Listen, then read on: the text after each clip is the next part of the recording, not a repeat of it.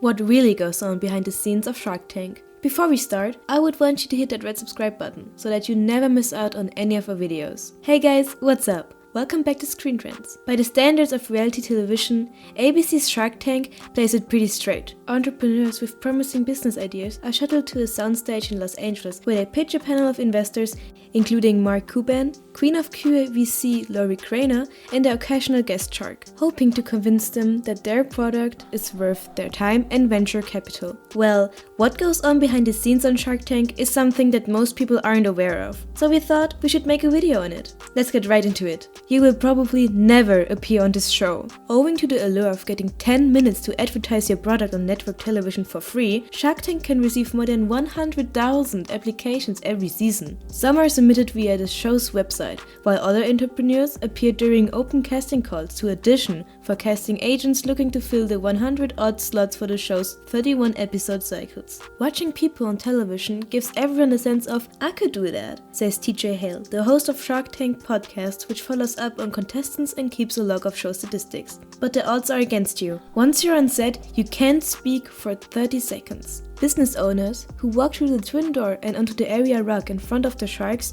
don't get to begin talking immediately. They have to stand there in silence for 30 seconds while the production crew adjusts their cameras for establishing shots. You're just standing there, says Eric Brandholt, whose Beard brand line of facial hair products viewed for a deal in season 6. The sharks are smiling awkwardly, the whole thing is pretty intense. Everyone has to see a psychiatrist. Once entrepreneurs are done filming, they're immediately whisked off set and into a meeting with a show-appointed psychiatrist for an off-air evaluation. They just want to work through how you're feeling, says Brandholt. I've heard from other contestants that they can be devastated by their performance or by what the appearance might mean for their business. It's a very intense emotional roller coaster. In reality, a pitch can take a couple of hours. John once told AOL, I think that producers Mark Burnett, Clay Newell and everybody do a great job because those pitches can sometimes run 2 hours long or an hour long and they accurately cut in 8 minutes. Put some music right before, Kevin is about to say something rude to somebody and then they go to commercial. Just being on the show used to cost entrepreneurs a percentage of their business, but Mark Cuban stopped this practice. According to Jason Cochran's blog, entrepreneur Scott Jordan, who appeared on the show, said that merely appearing on the show whether a deal is made or not, I have to give 5% of my business or 2% of the profits forever to the producers. However, when Cuban came along, he stopped this practice. Do-overs are not allowed while filming a pitch. Aaron Marino, an entrepreneur who also appeared on the show, told Mental Floss,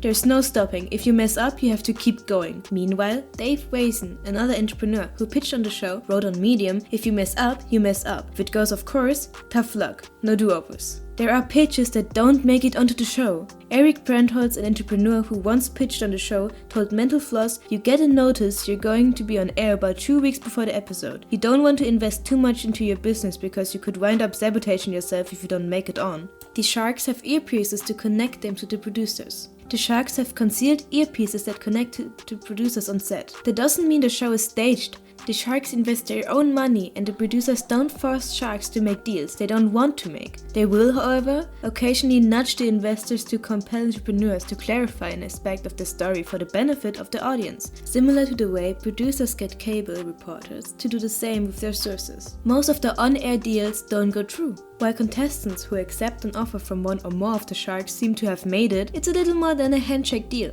Owing to the due diligence progress, Hale estimated that more than 2/3 of the deals that are agreed upon in the show fall through. It's more like a first date, he says. You go back and find things you don't like, sometimes the deal terms change. After a deal is done, the vetting progress begins with one of the investor's staff. Cuban revealed, there's no extreme vetting for the deals before they come on the show. The people behind us that have to do the work when we agree to a deal go nuts sometimes. Meanwhile, Wason wrote, there are still terms and diligence to be hammered out after a handshake. Mark's team even did on-the-ground diligence with schools in Dallas. This brings us to the end of our video. I hope you enjoyed it. Hit like if you did and don't forget to subscribe to our channel so that you don't miss out on any of our videos in the future. Also, watch the 2 videos that are on your screen right now. I'm sure you love them. With that, I'll see you in the next video.